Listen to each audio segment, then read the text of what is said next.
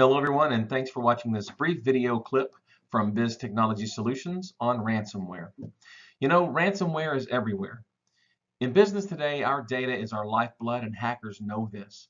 So every day they're coming up with new and creative ways to get their malware into our systems. So today I want to give you some tips to help you avoid becoming a victim of ransomware. But first, it's important to know exactly what ransomware is. Simply put, ransomware is any malicious software that prevents you from using your computer or files until you pay a ransom. It's important to note that most purveyors of ransomware are not actually interested in stealing your data. They never actually look at your files. They actually don't care about your files.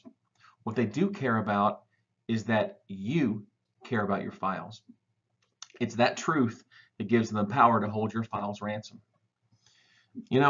People think that ransomware is a fairly new phenomenon, but actually, ransomware has been with us for about 25 years, starting with the first version, if you can believe it or not, on a floppy disk in 1989.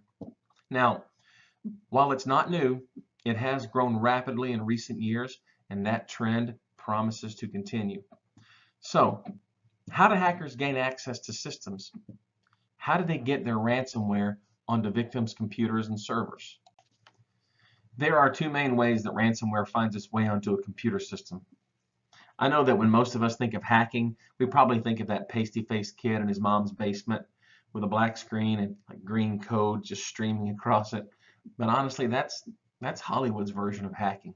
The truth is, about 95% of all hacking is something that we call social engineering. That's where you're tricked into giving either access to or information that will allow someone to get access to your systems. One of the most common ones happening today is where someone will call you up and say that they're from Microsoft, for example, and that they've detected a virus on your computer. And then you wind up giving them remote access to your system, and while they're in there, they open up a seemingly innocent website that, unbeknownst to you, starts to download malware onto your system in the background. Another way is face-to-face. Maybe you're at a party or you're out with some friends at a bar and someone comes up and starts up a seemingly innocent conversation. But that conversation guides you through a series of questions that by the end of the conversation has given the hacker a lot of information about you. Like maybe they've learned, well, obviously your name, maybe your birthday, maybe your pet's name, maybe your favorite color, maybe even your mother's maiden name, which, by the way, happens to be the most commonly used secret question when you click on the Forgot My Password button. Now, of course, there's always the time-honored tradition of digging through the trash to find out information about you, like where you bank, or maybe even that password that you wrote on a Post-it note and threw away. Don't ever do that, by the way. So, while it's sad to say, it's a good idea to always be at least a little guarded. And remember that no one is ever going to call you from Microsoft and tell you that you have a virus. Now, the second and probably the most common method used to gain access to business computers is something that we call phishing. That's where someone sends you a link that seems to be from a trusted provider, like say your bank, and you click that link and it takes you to a website that looks like it's your banking website, and it's asking you to change your username and or password. So you type in your current username and password, and now they have that information. Probably the most recent and famous case is from the 2016 presidential election when John Podesta's email was hacked. It was hacked in the same manner. He received an email supposedly from Google claiming that he needed to change his password, and it provided him with a link to do so. He clicked the link, typed in his current username and password, and then the entire country and world got treated to his emails. Now, the main ways that people are infected are as follows: visiting unsafe, suspicious, or fake websites, opening emails and email attachments from people you either don't know or that you weren't expecting to get an email with an attachment from, or clicking on malicious or bad links in email, on Facebook, Twitter, or other social media, or in chat sessions like with Yahoo Messenger or Microsoft Skype. So, because phishing is the most prolific, we're going to focus on some tips that you can use to avoid becoming a victim of a phishing attempt. Tip number 1, don't trust the display name. Hackers know how to spoof that. They know how to make it look like it's coming from your friend Johnny. The best thing to do is pay attention to the header information and look at the account that's displayed right after. Notice where the red arrow is pointing. Does that match what you would expect it to for your friend? Pay attention to that. Number 2, look but don't click. You know, in this case, you'd want to, instead of clicking on a link, hover your mouse over the top of that link. Hovering your mouse is going to reveal where that link is going to actually take you. Looking at this link, it tells you that it's going to take you to support.microsoft.com. However, if you were to actually click it, it would take you to http://youjustgotphished.com. So look but don't click.